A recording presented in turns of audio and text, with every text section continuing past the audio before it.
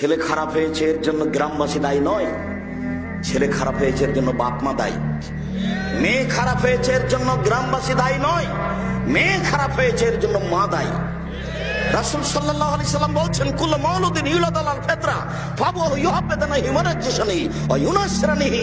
প্রত্যেকটা ছেলে মেয়ে ইসলামী ধারণ ক্ষমতা নিয়ে জন্ম নেয়, প্রত্যেকটা ছেলে মেয়ে ইসলামী ধারণ ক্ষমতা নিয়ে জন্ম নেয়।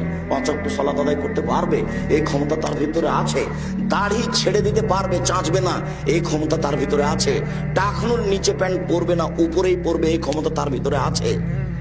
তো টাকনো নিচে প্যান্ট পরলো কেন? দাড়ি চাঁচলো কেন? দোকানে বসে আড্ডা পিটলো কেন? সুদ ঘুষ জুয়ায় অংশগ্রহণ করলো কেন? রাসূল সাল্লাল্লাহু আলাইহি সাল্লাম বলছেন, ওর বাপ মা করতে বলেছে এই জন্য।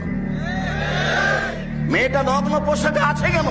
এখন ক্লাস 10-এ পড়ে, ওর বাপ তাহাজ্জুদ পড়ে, এখন বসে আছে মাথায় কাপড় নেই। এর জন্য জবাব আমি দিব, ওই কাপুরুষ বাপে দিবে। আমি দিব জন্ম আমি দিয়েছি, জন্ম আপনি দিয়েছেন, আপনি প্রস্তুত থাকেন। আল্লাহর নবী আপনাকে বলছেন পাহারাদার, এই ছেলেদের এই বাড়ির পাহারাদার আপনি, জবাব আপনাকে দিতে হবে। এই বাড়ির পাহারাদার আপনার স্ত্রী, আপনার মেয়ের প্রত্যেকটা অন্যায়ের জবাব আপনার স্ত্রীকে দিতে হবে, আপনাকে দিতে হবে। তাই রাসূল সাল্লাল্লাহু আলাইহি ওয়াসাল্লাম বলছেন, 3 শ্রেণীর মানুষ জান্নাতে যাবে না। ভুল বুঝিয়েন না, কথা আমি বোঝানোর চেষ্টা করেছি।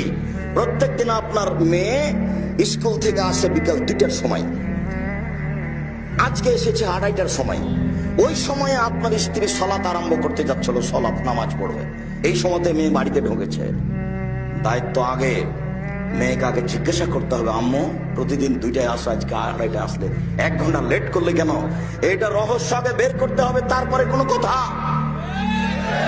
এটা অক্ষরে অক্ষরে প্রকাশ করতে হবে, বুঝতে হবে, জানতে হবে। তার নাম মা। মায়ের কারণে এই সংসার, এই পরিবার ভুল পথে গেছে, বাপের কারণে এই সংসার, এই পরিবার ভুল পথে গেছে। বলছিলাম